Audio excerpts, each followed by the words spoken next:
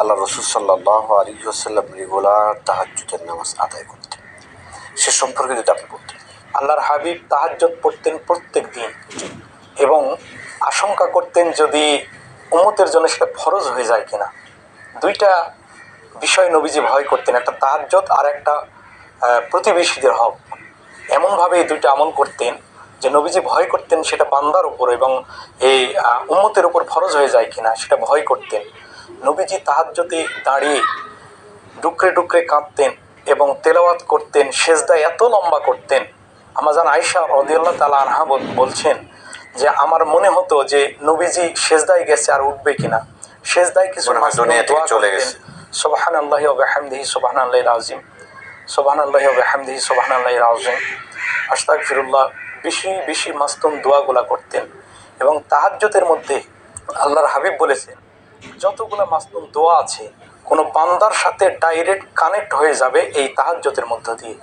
কারণ আমি একটা এক্সাম্পল দিলে বুঝতে পারবেন, মূসা আলাইহিস সালাম আল্লাহ সুবহানাহু ওয়া তাআলার যে তুর পর্বতে গেছিলেন, যাওয়ার পরে বলেছিলেন মূসা আমি তোমার সাথে কথা বলছি কিন্তু তোমার বাইনি ওয়া বাইনাকা সাবঈনা আলফা হিজাব, তোমার এবং আমার মধ্যে ৭০,০০০ নূরের পর্দা আছে।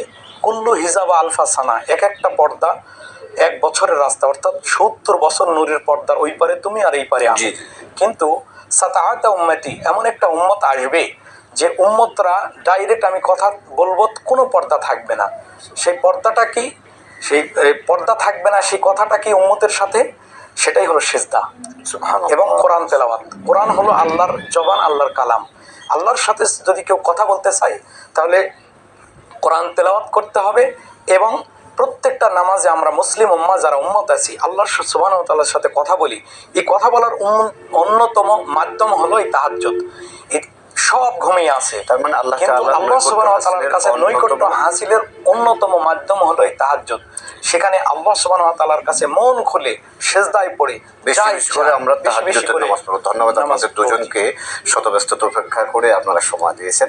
সম্মানিত দর্শক শ্রোতা, আমরা শেষ করব। এতক্ষণ আপনারা দেখলেন ক্লিক ইলেকট্রিক্যাল অ্যাক্সেসরিজ আল কোরআনের ছায়া। চলো আমরা শেষ করব। শেষ করার আগে শুধু স্মরণ করিয়ে দিতে চাচ্ছি রমজান মুবারকের যে শিক্ষাগুলো আমাদেরকে দিয়েছে, এই শিক্ষা যদি আমরা কন্টিনিউ করতে পারি বাকি সময়গুলোতেও আমরা আল্লাহ তাআলা সন্তুষ্টি অর্জন প্রাপ্ত বান্দাদের মধ্যে লিপিবদ্ধ হতে পারবো, এই প্রত্যাশায় বিদায় নিচ্ছি।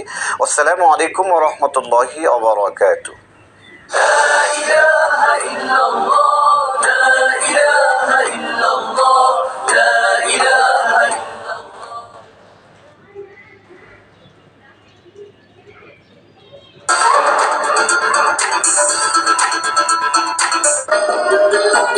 RFL thread pipe, Dhaka.